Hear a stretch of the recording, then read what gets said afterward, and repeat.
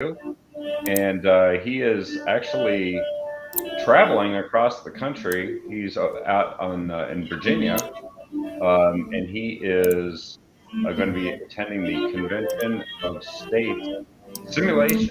And so we're going to hear about that, plus the legislation that he presented in his session recap. There's a lot to talk about there. And this is the first show that we've ever done with a saxophone music background to it. So this should be a new adventure for us all. I was trying to find a quiet place. My family's in the hotel room, and I asked for a small audience here, and nope. And so I'm sitting down next to the Virginia room where we're going to be holding the simulated convention of states. I get to represent Oregon and House District 52 in this, and it's pretty humbling and pretty honoring to be a part of this. And yeah, we flew in. We left. I think it was Saturday night, like at 10 o'clock, and flight delays and everything else. And we ended up getting finally here. almost 24 hours later, it seemed like, to get to the hotel, but it's been ready, set, go. We've learned a ton about American history. You thought you knew a little bit about American history, but the Commonwealth of Virginia and here in Williamsburg, George Washington grew up here, was born here, met his wife, and it's just tremendous with Thomas Jefferson and everything that the colonial period had. When talk about when it was still under the British control, and to now when the Revolutionary War started. And tremendous facilities, great museum. They had a Martha Washington, one of the presentations they had, talked about a letter she got from Adams' wife, President Adams' wife, about how should I be the first lady or the president's wife, and I need your help with this, Martha. And just went through this whole thing. It was about a 45-minute presentation. It was just she was talking to the audience in character, and it was tremendous. The amount of pageantry, but the research that they do here, just the historical part of this. If you ever get a chance to visit here, it is well worth it. It's a part of our history. That's why I served in the military, and why I sit in the Oregon State House right now, is because of the stuff that happened here. Yeah, and it's interesting because these people really laid it on the line. George Washington was out getting shot at. Everybody who signed the Declaration of Independence ended up with a target on their back by King George and the British, and they pledged their lives, their fortunes, and their sacred honor. And I think out of the 56 signers, it's like 50 of them did exactly that. They lost literally everything. They lost family, they lost farms. Yeah. And yet, so we stand on the shoulders of giants, don't we? And even though they were just also regular people that thought they were just doing the right thing in that moment in history. Well, it's about it. They persevered and they had a belief. But we sat in one of the courtrooms that they had reconstructed, and the certain things that the town peoples, you had to go to church. If you didn't go to church, you'd get fined, or if you were caught doing certain things. And the more they talked about this, the more they talked about the fines that were being levied. You didn't go to church, and it wasn't because you weren't going there to listen to what the God's word was, but that is how the king, the throne, got his message out, was through the church, because the Presbyterians, and how they preached to the congregation was like, this is how you're going to get your information out. This is how you're going to deal with slavery, enslaved people, and all these things. And it was interesting how they did it. And we talk about the taxation without representation. They had building codes here. You had to have a foundation. You had to have a basement. All these different things that I had no idea they had here. Like, this sounds like Portland, and all the regulations they're putting on, and all the money they have to spend. And they had to post.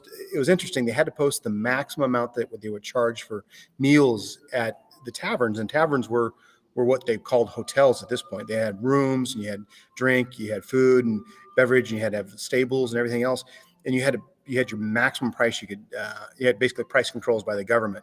So really, where you made your money is when you're bartering at the other end for the wine, the beer, the spirits, the beef, the lamb, whatever it was, to make that up, that difference. And it was interesting just to, I've only been here for probably 36 hours, I think is what we've had here so far. We got here, Sunday morning at 9, call it 10 o'clock here local time. And it has been just ready, set, go. And it's very humbling and very interesting seeing all the sites that they have. And again, if somebody gets a chance to be out here, book that trip, save up your nickels to get out here. It's well worth it.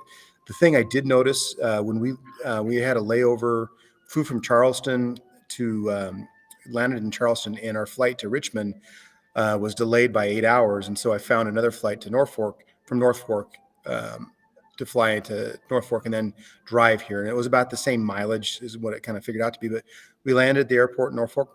You saw military honoring our heroes, hey, job opportunities, just the patriotism in the airport was just incredible. And they had all the different companies that were hiring your veterans.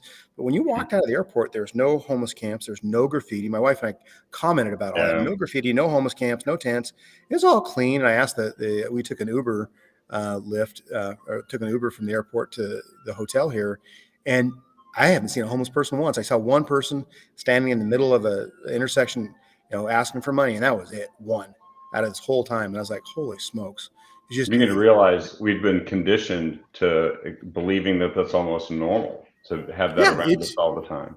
if you just get out of Oregon, you're like, oh my gosh, the rest of the country's not like this. They'd have you believe it is, but it's not. And the failure in leadership in Portland has been huge, and you see it every day. You go into Portland, businesses are leaving. I just saw our Oregon article about Multnomah County taxes are down by $1 billion. Oh A yeah. billion dollars. That if that doesn't wake up the politicians, I don't know what does in Portland, because you had Mayor Wheeler is a failure. His leadership is a failure. He has come out, did a 180. Now I'm going to be pro police and get more police out here and fight crime. Well, where were you at 2.5 years ago when you helped instigate all this and instigate the downfall of Portland? That's going to read on your resume. Downfall of Portland, Ted Wheeler. Yeah, and he isn't even probably the worst of them, because you look at some of the people that he's aided and abetted, like John Hardesty early on, that really wanted to just defund police entirely and wanted to blame law enforcement for like all the arsons, and wanted to essentially have Antifa be a powerful force in the city for social change. And uh, it really, if it's turned a corner, I'm glad. But I think Portland and to some extent Oregon, but especially Portland, aren't they serving as kind of a warning to the rest of the country? If we tell them, yeah, guess what? This is weird because I'm not seeing homeless tents everywhere. They This tell was them that. I what can mean, happen to your community. yeah, this is what's going to happen to your community if you keep letting this happen. And it's a West Coast thing, right? I mean, you got California, you got San Francisco that followed the kind of the way Portland has, or what Portland's followed the way San Francisco has in their policies and their beliefs and how they want to empower people that are the misbehaviors. And Seattle is the same way. And so you have the West Coast tied up, and we have a turning point here in 2024 to stop that. I think that people are seeing they're fed up. My race was an example of that. They didn't want to see, this one-sided majority control in the House anymore. I won my seat back, and it wasn't just a squeaky win. I won decisively. It Yeah. was a 12 and a half. I was down 7.5 at the voter registration. I win by 5%, so I win by 12 and a half percentage points because I make up that difference plus 5. That's a big deal. People have woken up, and go back to the former commissioner Joanne Hardesty. She got kicked out of the office for exactly what she did.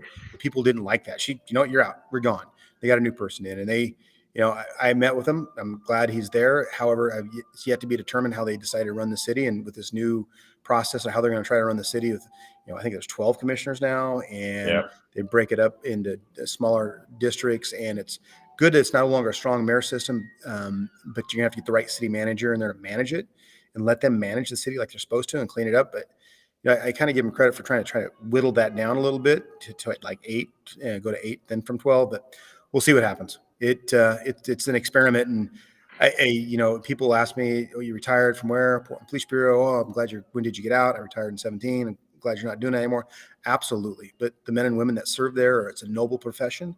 They Yeah. serve their communities. They're trying to work as hard as they can with what the ability they can. But, they're thinking about if they put hands on somebody, if they use a control hold and that person makes a complaint, there's literally, and I've done this, there's at least 10 to 15 hours of paperwork that gets done by a variety of people that turn around to investigate this alleged use of force when it's Target not a you. use of force. Yeah. Yeah. They target you. They target your, they target your, they can target your profession, and if they do, that's a problem.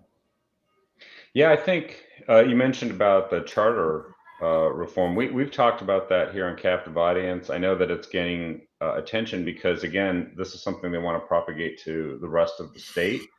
and other states should beware because it's ranked choice voting, and in the case of Portland, with multi-member districts.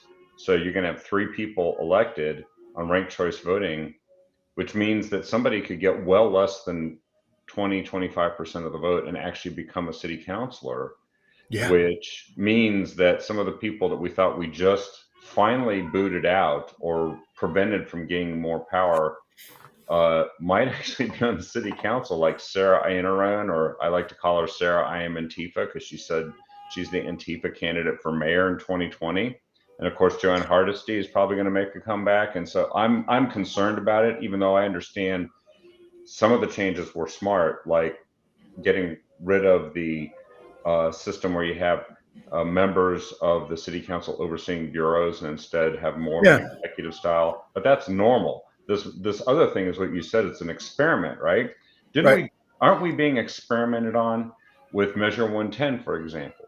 Oh, Just it's a another huge chance. experiment. I mean, hey, we've talked about decriminalizing drugs. And, Sheriff Reese, I worked for him when he was the police chief in Portland. And then I worked for him for a brief time when he was sheriff in Multnomah County. He came back from a trip when he was with the Bureau. He was the chief and went and saw Vancouver and some policing conference they had there.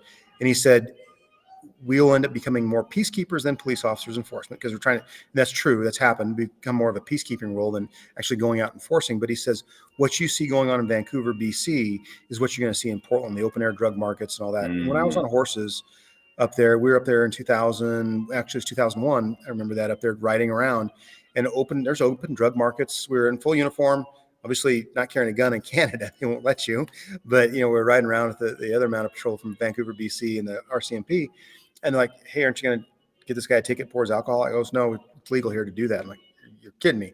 They had a whole section for them they could do shoot up in the open public, and you're seeing that in Portland now. They use that place off of Washington Street, that old kind of strip mall, enclosed strip mall area that was just a drug den. And it's horrible. I mean, the people of Portland deserve better. They pay some of the highest taxes, and they pay multiple different tax rates on everything. And this is the job they're getting out of their city government. It's not the police officer's fault. It's not the police chief's fault. It's the mayor, because it's a strong mayor system. And I hope this more executive style leadership in this new era, this new experiment we're watching, will come in and be better. But I have my suspicions that it's not going to work as well as we think it should.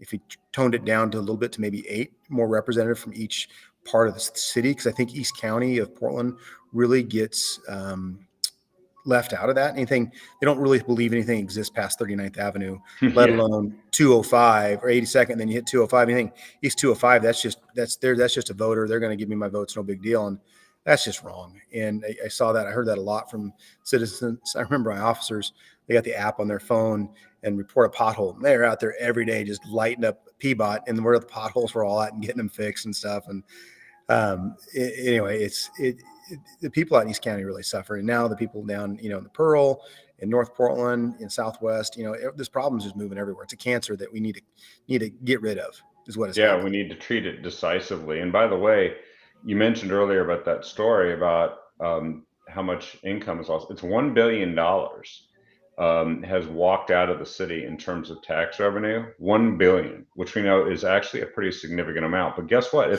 It says here that it's a net 14,257 tax filers and their dependents. That's it. So I don't only think that it is $1 billion, but it's also a lot of people who might be real income earners that don't want to wait to see how this experiment turns out.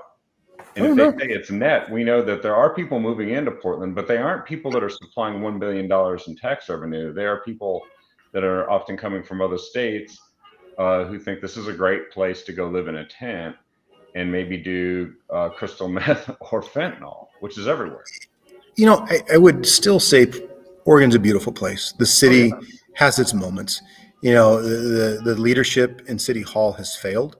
There's been failed leadership in Salem, and we have to stop this. And in this last election cycle, we got to even, or not to even, but we got out of the super minority in the House, which was a huge deal because there are some tax bills that they wanted to pass that they could have steamrolled us if we had been the super minority, and they didn't. They had to have bipartisan support to get some stuff done. And so those things said, you know, there this I still have hope. Somebody said, "Why do you do this?" I have hope because we're going to have a belief. I have a core value, a core belief that with the right leadership in place, with the right people making good, solid decisions for our community, we can make a difference and turn this ship around. I totally agree, and I didn't mean to sound like I was just condemning it, because Oh no, actually I think this is just a leading indicator that now we have to do something now before it becomes really catastrophic. And because as bad as it is, another $1 billion can leave, and then how do you even fund some of these things that they say they really need to do? Plus, it's the biggest city in the state, and you're talking about people who are economically viable starting to leave and being replaced perhaps by people who aren't as economically viable. It is worth making the difference now and changing it. Not only is Portland a warning to what can happen to other cities in the country, but we're the place where we might be able to show people how to fix it, how to right. reverse it, and how to I turn mean, it if you look at, around. I mean, if you look at Clackamas County and the commission there, the county commissioners, they have pushed back on a lot of stuff and taken a lot of heat. The woke agenda has come out swinging. You know, you've got Commissioner Ben West, who's a friend of mine, who is, he came out on the whole woke agenda and talked about, if you can't find it, I can send you the link, but his little spiel about how he's married to, who he's married to, his adopted son, and all these things like this. And it's an incredible, just an off the cuff speech that he gave, or his thoughts. And it's like, they're trying to attack this guy. And it's like, no, you can't do that. You cannot do those things. I mean, you're coming off wrong, and they're standing up and pushing back. And, you know, I think they got some good ideas to solve some problems. You know, that we don't, I'll put it this way. If I'm in the room with a bunch of people, I'm the smartest one in there, I'm in the wrong room. I want to be around in the room that Mm, has smarter people than I do, have better ideas than I do. Because I obviously have my, lane that I swim in. I have some, economic development, housing now, and, the law enforcement background. Those are my strong suits. But there's a whole other variety of things that I don't know a lot about. And I don't want to sit there and act like I know everything, because I don't. I can't. You can't be that person. So you surround yourself and you find the smart people that have good ideas, and you make them better. And that's what this is about. And I think people have seen that. The elections have shown that. But I think, right now you're seeing the Democrats. I think they did some polling, and they're talking about crime and drugs and all these things, like stuff we talked about before. And they're into session reports. It's like, oh, you sound like a Republican at this point. Look at all the good things you did. Look at all the good things you didn't do. Look at all the stuff. I mean, I had some bills yeah. to, one was just to repeal 110, the drug measure period. We had another bill to put some teeth back into it, make it an actual felony again to possess drugs, but still keep the treatment portion of it, because we need the treatment. I am not saying we don't need treatment, but you have to have the carrot and the stick. If you have people that use drugs all the time and Yep. they have no consequence for it, they're going to keep using drugs, and then they get free stuff all the time. And so why do I need to change my behaviors? So that's, those are those things that, I think 110 was sold as a bill of goods. It was sold as something good, but the unintended consequences that people didn't read about or didn't get a chance to study and look beyond what the voters pamphlet said, that's bad news. And you can, who was that? Shemia Fagan? She was in charge of that? No, she wasn't in charge of that. I don't think she was in charge of that ballot measure. I can't, because that was 4 years ago, right? Or 2 years ago? 4 years ago? Measure 110, that was 2020, So and she was running for, she was one, he because was Bev running Carter was in for it. the, Yeah. yeah. So no. So yeah, anyway, at that 110, that the ballot measure was not good in the sense of how it read and what they said it would do, and they didn't say they didn't say exactly what it was going to, all the chaos that it was going to cause, like it has. Yeah, I think people are looking to rebalance the whole equation, aren't they? Because there's been this term of harm reduction, but it's been taken to the point where it's enablement rather than trying to bring an end to the addiction, Well, to the when they say uh, when they say harm reduction, who are they reducing harm to? The yeah, mom and dad and the kids have to walk over the pile of human feces as they're trying to get to a store or into their house, or they got somebody drunk, passed out, or laid out on drugs that can't move, or that same person that terrorizes the mom trying to get into her house or walk back her kids to the car in downtown Portland. That doesn't, they're causing more pain and suffering that way than what they're trying to do. And it just, I don't know, this restorative justice stuff, they keep looking in the rearview mirror instead of looking at the problems in the windshield, because they're going to miss, if they keep looking at that rearview mirror, they're going to miss everything in that front of the windshield. And you look at, the current DA in Multnomah County, Schmidt, and he is doing a horrible yeah. job. I mean, he has more district attorneys the deputy district attorneys that have quit and resigned because of his policies. And he's going to try to play the good guy in this. I've talked to him, I've seen him once or twice, pretty smug. And I Yeah. kind of shake my head. He's not too long for this job. At least I hope. I hope they've seen the people of Portland have seen what they've done, because this guy has just driven down the morale, not in the police bureau, but the morale in his own agency, in his office. And then he keeps letting people go, and he's going to blame it on, well, we don't have enough defense attorneys. Well, really, how about you just start charging people with crimes, and then we'll figure it out afterward, and being there. But oh no, we have to dismiss these crimes. Oh, it's not this much of a possession. It's not that big a deal. His office is He has become a political animal, and he needs to be kicked out of office. He needs to be voted out of office and be done with it, because the Schmitz show needs to go away. Yeah, that's right. And actually, he's drawn an opponent. One of the people that the person who's declared he's running against him, Nathan Vasquez, is actually in his office as an assistant district attorney running against him. Yep, Who would know I know better Nathan, what's going and I know wrong than somebody yeah, working there? You know and I Nathan? know Nathan. I know Nathan from my days in the Portland Police Bureau. He and I had conversations before he threw his name in the hat, and then after he threw his name in the hat. So I'm happy to see that he did that. We got to support him, get behind him. For those of you in Portland, look him up, get his website going. You're limited. I think it's $250 donation for a candidate. Or no, he's a statewide. He doesn't fall under that candidate rule, because it's a that's the different office. It's not County. like a local Yeah, office. Yeah. versus city. So Yeah. so it doesn't fall into that $250 donation. But if you guys know him, if you want to see change, get his name out there, listen to him speak, talk to him. I told him, I gave him a lot of advice on how to get his name messaging out, but hear him out the opportunity to. So if you want change, you don't like what's going on in the DA's office now. He's the person that's been on the ground, been trying cases and getting convictions, but he sees what's going wrong in that office.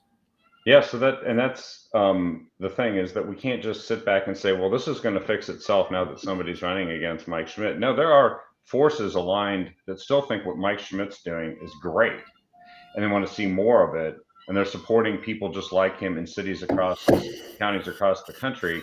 So we're going Well, to the have to step Soros up stuff, the Soros for it. effect. I mean, that guy, he needs to be stopped in his tracks. That whole foundation, that is just a mockery. Why you have this guy in here meddling in American politics like he's doing is beyond me. But he sets up his little shell games and all these things, and it's just like it's a force of evil on his part, pure evil. He wants to delegitimize America. He wants to make America not great. He wants to make America equal grounds to everybody else. And that's not the way it is. We need to be proud of our country, secure our borders, have laws, be the rule of law. But that guy, no, he's horrible for this country. So why don't we walk through some of the bills that you mentioned Sure. in your session recap, and I'll post a link for everyone to get to the session recap here. But one of the ones, so we started talking about Measure 110, and there were some Yep. high hopes that there could be some real reform there. And I think you had a bill that you had brought forward. Was it House Bill 2513, I think? And it was, well, no, that was one that came forward but didn't do enough, right? That's the one that Right. just Didn't nibbled on the edges but didn't Yeah, get to nibbled the on the heart of edges. Yeah. Didn't get the heart of the problem. It just, required local planning committees for alcohol and drug prevention treatment services to coordinate with local behavioral health resources to just try to get the resources that are available to get them in there. They have decentralized a lot of that, and people have been pushed out. So we have to be able to get people treatment that need it. If you don't get your treatment, you need to go. The treatment's going to be forced on you, and that's where we have to have. I had a bill that I wanted to put out, which was kind of three strikes and you're out. It was We couldn't really mess with. I didn't really want to mess with the will of the voters, because they wanted to keep a violation, a ticket, so $100 ticket. But I wanted to create a fail to appear. On the third failure to appear, you're charging them as a felony, so they can get arrested and then have to go see the judge and then get the treatment, because you had three chances to go get to the judge with you've been issued a citation for drug use. I mean, I think one, you should go see the judge, but I'm trying to Yeah. work with what I got I'm trying to work with what I got, Yeah, because you're in the I minority, so you got to get yeah, I'm them in the to agree. minority. Yeah. I gotta figure out something that can kind of nibble at the edges. And this one would have, the third time you get arrested for fail to appear, and then you go see the judge, and then you get the treatment that you need. And if you get held for 90 to 180 days, that's time to get cleaned up. That's time to get out of the system. And if everything's clean, you don't get a bunch of drugs in there, which the drugs get smuggled into these secure correctional facilities. But if you can get somebody clean and get them down the path to be a productive member, that's going to be so much cheaper than it is to keep arresting him, and or them just sitting on the side of the road eventually dying. Well, and that's just it, is that right now the system we have seems to be almost enabling and encouraging people to die, sometimes a little bit more slowly than they would if there was nothing, but it's still not a path to ending homelessness, addiction, Yeah. and all the things and the crime that goes along with it. Because no wonder Mike Schmidt, says he needs more defense attorneys. He's arresting people, turning them back out on the street. They're reoffending, and so you've got this constant cycle of like crimes that you have to prosecute. Oh, I sit on the Joint Ways and Means Subcommittee for Public Safety, and the defense attorney bars came in, and they have a system where they farm out a lot of stuff to private law firms for these defense attorneys and their contracts, and they needed more money. We gave them 300 million. They need another 300 million, and there's a point where you can't throw all this money at these problems. And Representative Kevin Mannix, he was in the House and the Senate before he ran for governor, almost won. He and I had a long conversation about type of reforms that could happen. And I think if you reform the district attorney's office, where you made them county employees, each county, or not district attorneys, but the defense attorney's office Defense attorneys. made defense attorneys made them a branch of the county where you have actual defense attorneys that work for the county. That's their job. That's what they do. They have a person that oversees them, and then that would streamline a lot of this process, and the counties would be afforded to the outcomes, but also the quality control, what you're doing. You're not having overspending and all those things like that. And it's most of the rest of the, I think 47 other states do this, where the defense attorneys come out of the county's budget, not out of the state's general fund, and you're paying all this money to some of these larger law firms, these consortiums that will then farm this out to their law clerks and everybody else, and they bill it at whatever rates. Because I asked for a caseload. What's your caseload? What are your caseloads for your defense attorneys? And they would never do it. 3 times I asked in committee, and they never gave it to me. So it's like, all right, I can't support your system because you're not giving me the information that I want, or you're hiding it because it's not going to look good on you. And that was more of the hiding of it. They were hiding stuff, and it's unfortunate. It really is. They bring discredit upon themselves, because I'm very skeptical next time they come with their open hands and asking for something in committee. I got a long memory. If you didn't do what I asked you the first time, what good is it now? Well, and that's measuring results, not just inputs, right? And then accountability for those results. And if Yep. they can't give you that data, they're digging themselves a hole, at least with you. And I think increasingly more members of the state legislature who see money flying into the system, and they're seeing things actually at times get worse. And we've seen it with a lot of things, right? Because there's a lot of money being spent on things, but then we turn around and we ask, so what results did we get? And we're told what we need is to put more money into it and Oh yeah. and wait for more time. And it's hard to see how that can't continue unless we start seeing results. Oh, there was, we looked at the governor's budget. We're trying to figure out where to get money for the Hood River Bridge and the Bridge of the Gods. And we're waiting for the economic forecast, what was going on before this. We're like, I don't know if we're getting any money for this. Anybody's gonna have any projects. And in looking at the governor's budget, and there was Senator Boquist, and they did it before, they did what they call sweeping the budgets. They were able to break down each department, each agency, how much money they actually had in reserves. How much money do you need to operate? Do you need a 3-month budget, or do you need a 6-month budget in the bank so you can keep paying your bills, keep paying your staff, and then we give you the additional funding 6 months later? Well, they discovered there's about $100 billion sitting in these reserve accounts and funds. And if we would have swept those budgets, we could have one-time money allocations and paid for a lot of these projects and not have to bond, I don't know, $1 billion of bonding for the I-5 bridge. That's Jeez. insane. I sat on transportation committee, and I heard the opponents of the I-5 bridge. We need to right size it. Their idea of right sizing it was to make it smaller and not have as much volume and force people on mass transit. Like that, we're a growing society. We're bringing cargo and shipping things just back and forth from Seattle terminals to the Portland terminals and into Portland. We It's a need to vital have, artery. yeah, it's a national security issue at this point. If this bridge goes down, the Hood River Bridge goes down, you got the I-5 or 205 bridge, what happens, right? You use a lot of stuff, but they wanted to make it smaller. I was like, no, we don't need to make it smaller. And then they had the what they agreed upon, the stakeholders agreement. This is what we think we want it to be, which was they basically added a whole new bridge for the people that lived on Hayden Island. It's like, are you kidding me? You want your own special bridge to get on and off the freeway just because you want? And I asked them how much it was. Well, it's only a couple $100 million. Like, only a couple $100 million. Only. Really? You're creating a whole new bridge here and there, back and on ramps. Like, well, the traffic congestion, waiting to get off the bridge.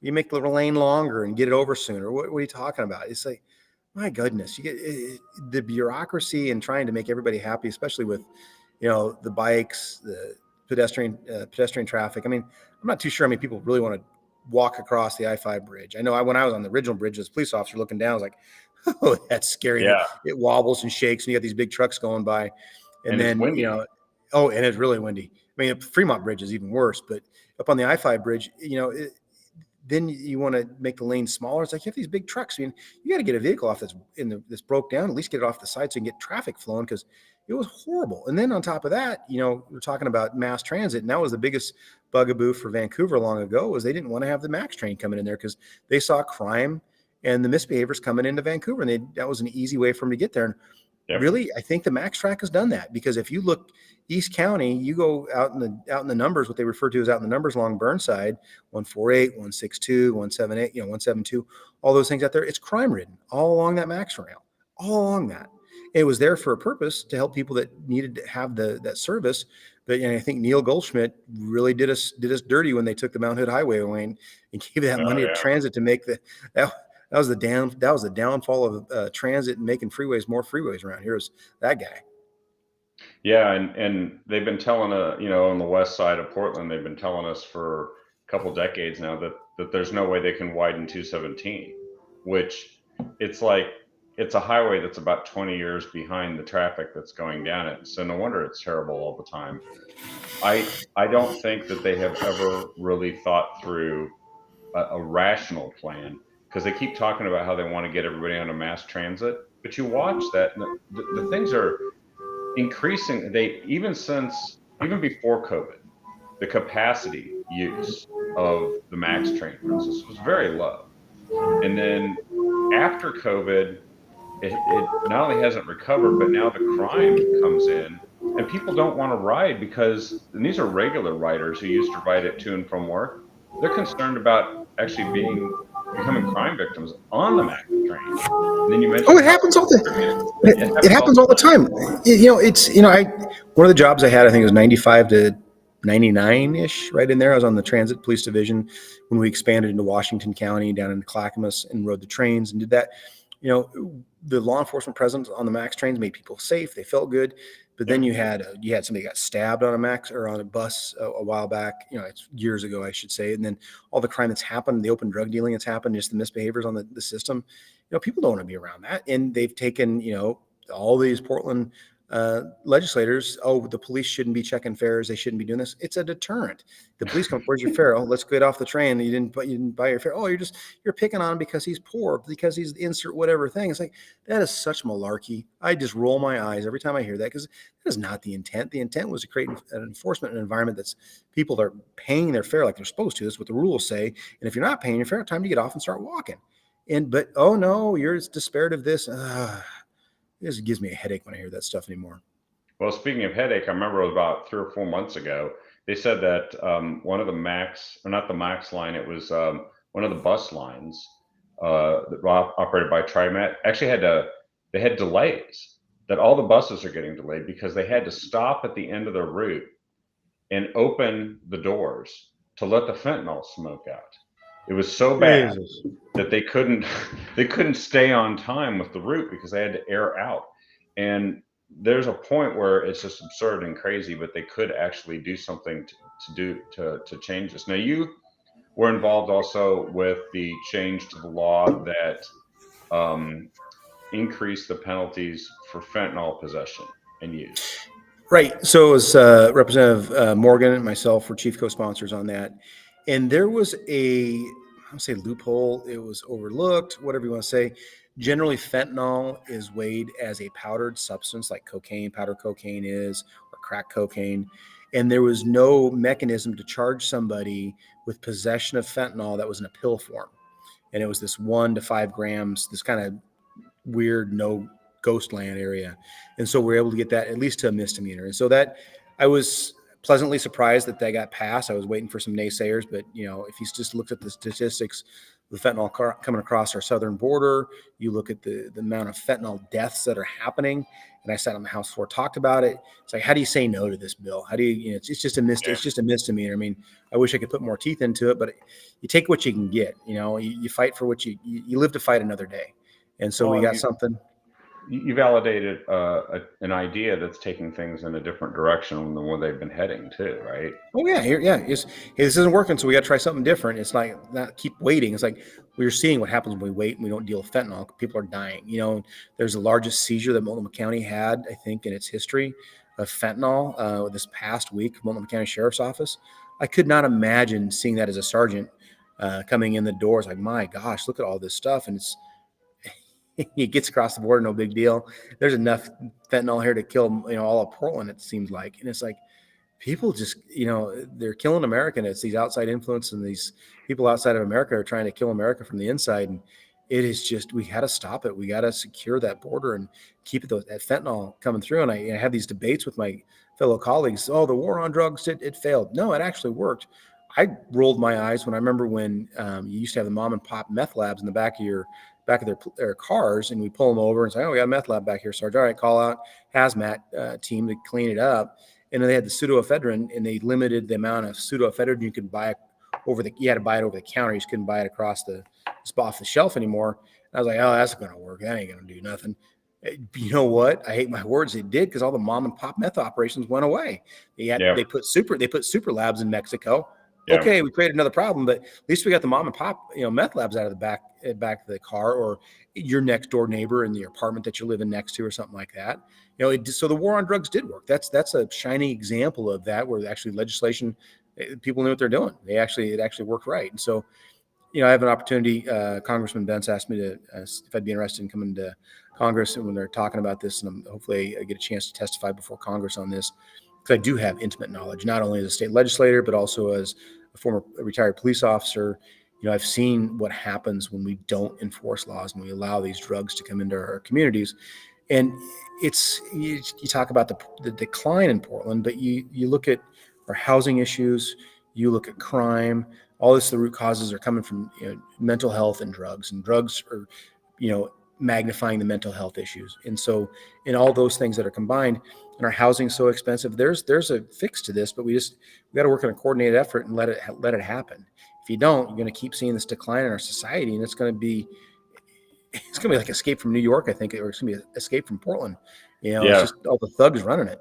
It looks like scenes from Mad Max or something now in Yeah. parts of Portland. It's just crazy. And uh, you mentioned about housing. So there was the governor's bill, House Bill 2001, that was intended to start meeting this target that she campaigned on, of how much housing was going to be needed and could be built within the state. And one of the key things, as I recall, was something that both you and I know plenty about, but only recently has it become a real focus of discussion, which is what our land use regulations cause to be difficult. And over the years, it's been something that used to be viewed, I think, certainly by the Democrat Party as a positive.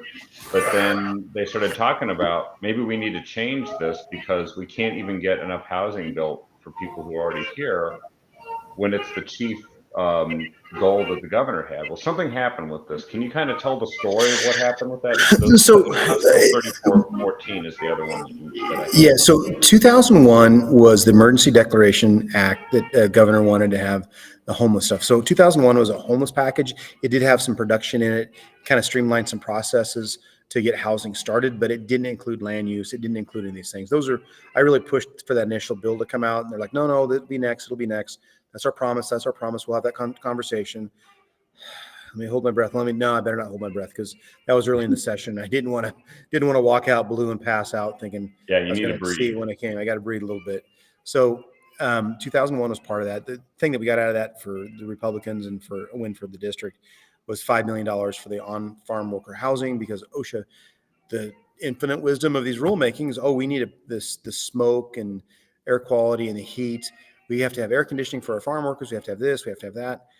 It's like, if you walked into these people's homes that are these temporary living facilities, they're nicer than the state parks that people use and the yurts and everything. I mean, I'm kind of making, kind of going, kind of having fun here, but they have more regulations on them than you do to build a new house. So, mm, these cherry growers or these fruit growers are using their own dollars to put in heat pumps and other things so they meet these regulations, but they're using the dollars that they would use to pay their family or give their workers a pay raise because they're taking it out of their earnings out of their fruit. It's like they think these fruit growers are making all this money.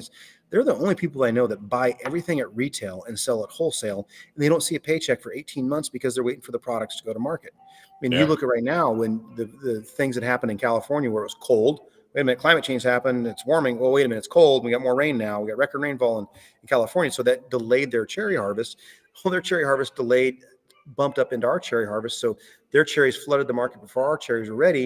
And all of a sudden the market dropped out. And so I Mm, have farmers in our communities that are leaving about 40% of the crop on the trees because they can't pay to have it picked. They can't do that. And so that mm, that helps offset. So that was the win of that House bill. So 3414 was the bill that I really sponsored. I really advocated for. I told the governor when she was out in the Dalles, she came on her visit to the different counties. So, Madam Governor, I am on board with you on housing if we have land use. I can get behind 3414 if we have a restructuring of our land use. We have to have something in that, and it was a fight from the day one. Chair Dexter, who and I, we don't see eye to eye on a lot of things, but we are respectful. I have great respect for her because I had never surprised her and she's never surprised me with anything. And we had a really good working relationship, but she was worried about Thousand Friends of Oregon. She was worried about the League of Conservation Voters blowing up and getting the F grades. I'm like, Farm Bureau is going to get mad at me because I'm sponsoring this land bill. And all the rumors and speculation about what it actually did, was going to actually add about 200 acres to each city that had an urban growth boundary that was identified. It was yeah. land that was already within the urban reserves, and it wasn't going to be any production ground, which means it couldn't be farm ground or it couldn't be forest ground that was brought into it. It had to be non-production ground. Well, then everybody got all up in arms about that. Oh, it's just going to be mansions. Like, wait a minute, people. When it's brought into the urban growth boundary, the same rules apply. What type of housing needs to go on those? It's just not going to be the McMansions. So your people from inner northeast or inner southeast Portland saying it's just going to be McMansions, as one representative said, was wrong. That was characterized wrong. They had been told to him, that's what we're worried about. Well, that was BS, flat out lie, intellectual dishonesty on the part of Thousand Friends of Oregon, League of Conservation Voters, saying all those things. They think they run all this, and my colleagues across the aisle are going to get an F grade on their report card from them. It's like, okay, who are they going to come to? Me? They don't like me anymore, so they're going to have to stick with you. I wouldn't worry too much about it. So you're going to make people Mm, mad. You can't make everybody happy. But I worked really hard. We felt I rallied the troops. I got every Republican to come back that was scheduled for some doctor's appointments or whatever it was on I think it was Tuesday night or whatever night it was. Got them to come back into the House and take one vote one night, and we passed out of the House. We had more Republicans voting on a bill than we had Democrats voting on a bill, wow. and there's more Republicans in the Senate that voted for this bill than there were Democrats. And there Mm, was two, Senator Gorsuch and Senator Patterson. They had been lobbied. They had been talked to. I went around and talked to everybody. I talked to everybody, not only on the Republican side, but the Democratic side. Can I get your help? Can you help me with this? Get across the finish line. No promises, but we'll try. Did the same thing on the Senate. The governor came in, and Rob Wagner failed Oregon. He failed in the moment because why he yeah. failed? You had Senator Gorsuch or Senator Patterson that were going to be yeses that turned around. Somebody got to them and said no. The special interest, the status quo, got to them, and the governor worked behind the scenes to work with those senators and others to hold that coalition together to get to yes. Needed one more vote, and they had that vote. And they sent a note to President Wagner, who failed again. He failed Oregonians. He failed in the moment. Said, "Can you please reconsider? You don't have to have a vote of the majority of the senators because the Senate rules were suspended because of imminent sine die, which means the end of session is close. It's going to happen any Yeah. moment." He could have said yes, reconsidered the vote, reconsidered it, and it passes. He didn't do it. You know why he didn't do it? Because the people in Lake Oswego didn't want to see any more development that they didn't want. They didn't want to see. They wanted to see McMansions and their stuff. I mean, when I drive from Wilsonville on the backside of Lake Oswego, when I went into West Lynn, I was like, "Oh my gosh, this is gorgeous out here." And I looked where I was at, like, "Oh, I'm in Lake Oswego. That makes sense. You got horses and stables and just gorgeous places." They don't want the homeless problem where they're at. They don't want to have density Mhm. housing where they're at. They don't like that out there because they have all the money. And that's where Rob Wagner, that's who he represents, is the money. And I liked Rob until that point. I couldn't believe that. I was furious. When the Oregonian called me about it, I was livid, and they didn't put any how livid I was. But he failed leadership. He had a failure in leadership. His whole Senate presidency is a failure.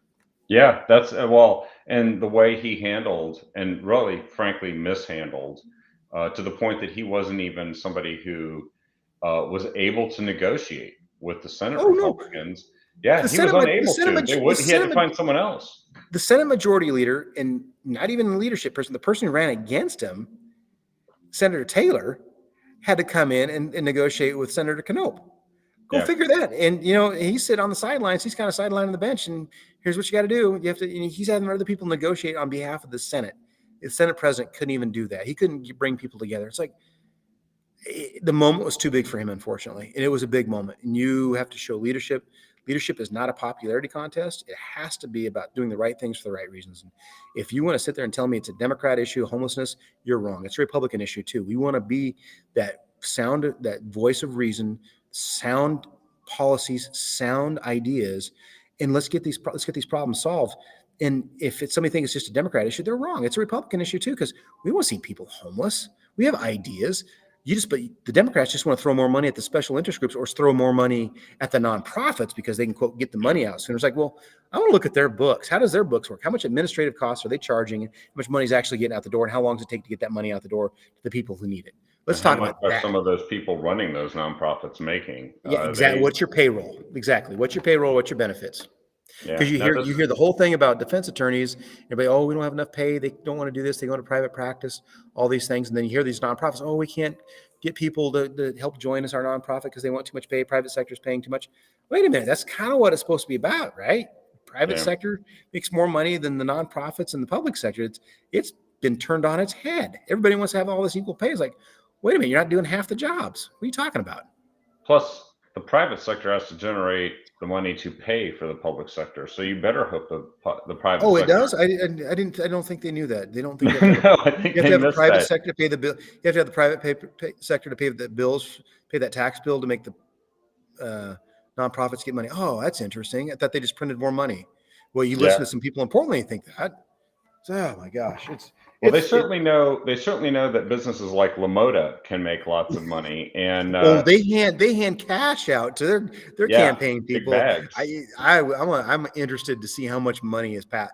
I would I heard rumors. It's rumors and speculations. I don't want to feed into that, but rolls of money, and did all that money make reported in Secretary of State's office or not? I don't know. I sure hope it did, but I'm guessing there may have been some stuff that didn't quite make it to the bank accounts like it should have.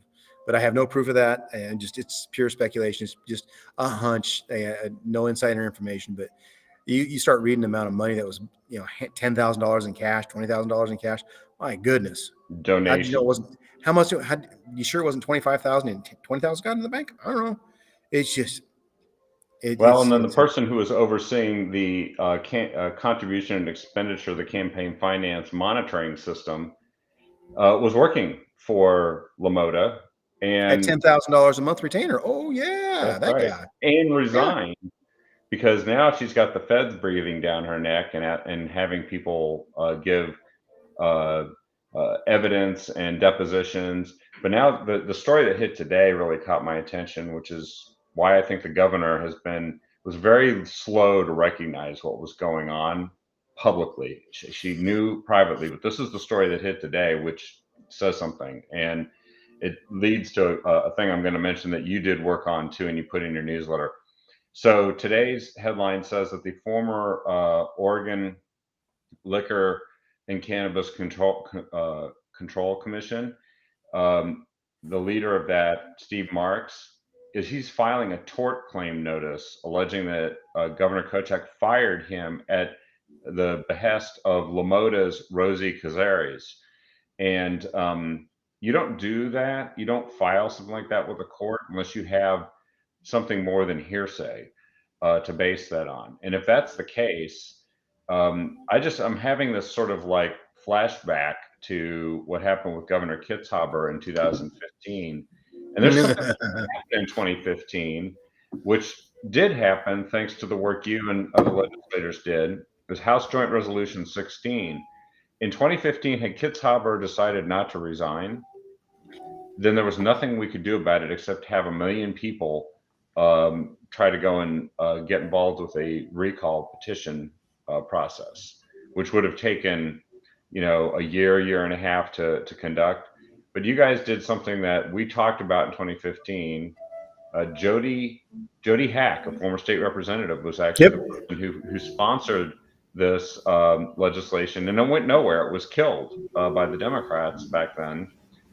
But you guys put this forward, and now the people of Oregon get to vote next year, right? Next Yep. in fall of 20, 2024. and they get to vote on whether they want to be now no longer the last state in the country, the only state in the country that does not have an impeachment clause in its constitution to hold statewide elected officials accountable. And that's a big deal. It's huge. Let's walk back just a minute to former State Secretary of State Shmia Fagan, former senator, former representative, now disgraced. You know, she, it's just, if that would have been in place and she wouldn't have stepped down, but the heat was just so, the spotlight was so bright on her. She had to step down. She did wrong. There's going to be so much more coming out of that. These Yeah, investigations, when you have the Oregon Department of Justice asking the federal DOJ, hey, can you kind of limit your scope of who you're calling to subpoena? It's getting kind of cumbersome. It's like, no, subpoena them all. Let's get this dirty laundry out there and see who really is involved in this and how deep corruption goes. But this having the ability to do an impeachment process, it goes through the courts. We just start it in motion to make it so it's not political. You did something wrong, you got to be held accountable, and then we move on to see if it's an impeachable offense. And then if it is, you get removed from office, and that's a disgraceful thing to happen to somebody. But if you do wrong, you have to be held accountable. You just can't be, oh, I'm higher than the law, because that's a lot of things people say. Oh, these politicians are never held accountable. It's like, well, now we've got a tool to hold them accountable. yeah. And for me, it's just it's long overdue. I was really surprised we didn't have that process, but yeah, Shemia Fagan walking around like it's talking about how she's the second in charge of the state because there's no lieutenant governor, and Right. she's basically the lieutenant governor because former state Secretary of State Brown was next in line to take over for Kitzhaber, and it's like, oh my God, if something would have happened to the governor and she gets in place, oh Lord forbid what would happen to this Yeah, place. it's a close call, isn't it, for the state? Yeah, That, it that's just a one-off thing happened. She could have been governor. It's like, oh, and I still don't understand why we don't have a lieutenant governor. I think there's enough work for them to do and get some stuff done. But that's for another podcast, I think, or Yeah, another yeah. We'll stream. tackle that one next session, right? Yeah. But there was one other bill that I wanted to mention that really stood out from your session update, and um, uh, it was House Bill 3632. And you and I have talked about, of course, the work you've done as a member of law enforcement, the things that you know about how crime victims deal with things, and uh, you kind of helped spearhead this one too to get it through there. Can you tell us about that one? That was one that came through, and that kind of was a big deal because it sometimes crime victims don't want to come forward. They don't think they're a victim. They suppress the memories, especially when it comes to these sex crimes, and they feel that they were part of the problem. Or they brought this on themselves, which is all wrong. They are the victims. There's predators that are out there, and there's a time where it happens as a minor, like, oh, it's not that big a deal, and all of a sudden become an adult, like, this was wrong, I need help with this, I'm trying to cope with these things. And so that was kind of the precipice behind this, and I voted for it, and it's a great bill. It has minimal fiscal impact, and it pushes out to 30 years, which it needs to be. There's things that happen, and you have to have hard evidence. It's just not like a he said she said deal. But as long as there's evidence that's there and it goes before the courts, it's that's what the trials are for. And I think it helps closure for some victims that have decided to repress this, didn't think this happened, or they were the victims of it. Because you see a lot of this stuff coming out right now, especially a lot of the stuff, the sex trafficking stuff that's come out, or this Weinstein, was it Weinstein? The guy that was the director that did that. The Harry Weinstein, Harvey, Harvey Harvey. Weinstein. Yeah. Yeah, Harvey. And then you had that other guy that did all the had his little sex island stuff like that. And how many victims are a part of that couldn't could prosecute? Oh, Neil Goldschmidt, Yeah. right there. Oh yeah. There you go. There's one right there. Yeah, which That's right at home. and it was statute of limitations that was getting people out of accountability for that. But this what this did is it took first degree sex crimes, increased the statute of limitations to 20 years after the commission of the crime, or for a minor victim, anytime before the victim attains 30 years of age, 30. whatever Right. occurs. Which Yep. is it's huge because we talk about what happens to crime victims all the time on this show, and I Yeah. think that they seem to have been the big losers in what's been happening with a lot of the stuff that's been the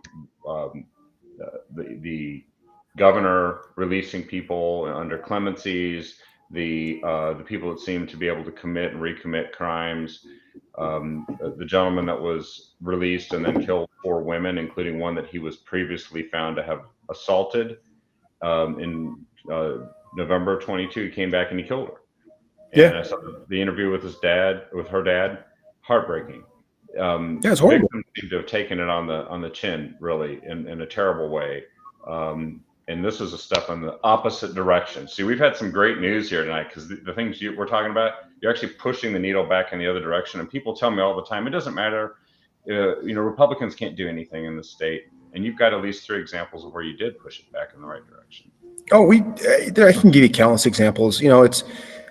It's about help developing relationships and showing people where it's at. It hasn't. I don't think we've hit rock bottom yet, but there are people that are like, oh my gosh, these policies are bad. Yeah, they are, and you have to have the right voices in the room, and those preparation, opportunity intersect at those moments, and you can get some stuff done. And that's why I want to stay in office. That's why I want to keep working.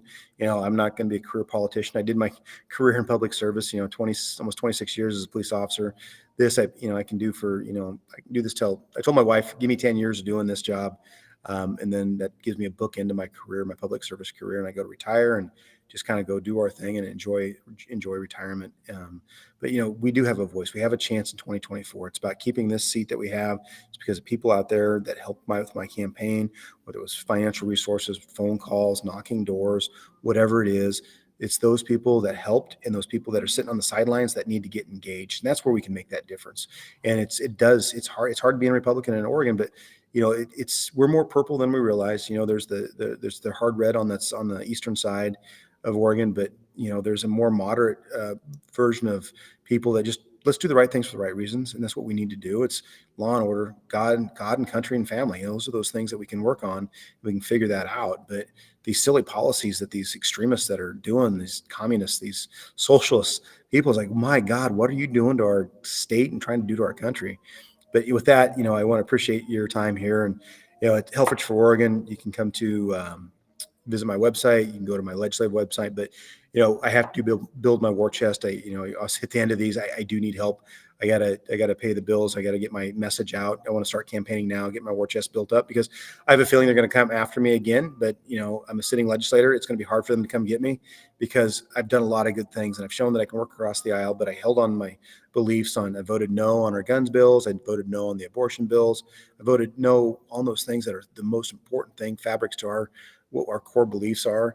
But there's a lot of other gray area. There's there's these two. If we quit talking about guns and abortion and worked on the stuff in the middle, there's a lot of stuff we can get going and get it forward. And redoing Measure 110, putting teeth back into it, holding people accountable. Getting the help that people need for their mental health issues and drug issues. But we got to get them. We got to hold them accountable to begin with. And, we got to drive down the cost drivers of inflation. Those are big things because you have this mandatory, this overtime, this ag overtime. That's an inflation driver, a cost driver. You've got the CAT tax, which is a cost driver, which are goods and services are going up. We got to reduce those down. We have to make those. We have to have the state more livable. I sat on the semiconductors committee, and we push money out there for semiconductors to get this research done. Or we have we're one of 3 people in the world, 3 states and 3 places in the world that has R&D research for these chips. And we need to bring those manufacturing jobs back. But I can't sit there and tout Oregon's a great place to live if we have drug and alcohol problems and we have inflation on housing prices. So we got to drop those cost drivers down when it comes to land use. I'm not saying getting rid of the land use problem, but we need to really look at and scale back and figure out how we can have more land use that's land that's not being used for any purpose, but we can put houses on it and create affordable housing, because or land prices are cost drivers in this. Well, and I wanted to say thank you for going to this Article 5 convention rehearsal for Convention of the States, because I got to watch the video. I just posted the video that describes what it is you're doing.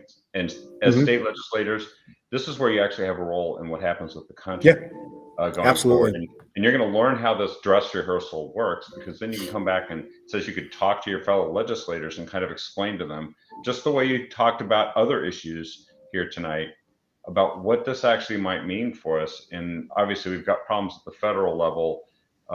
This might be one way to address them.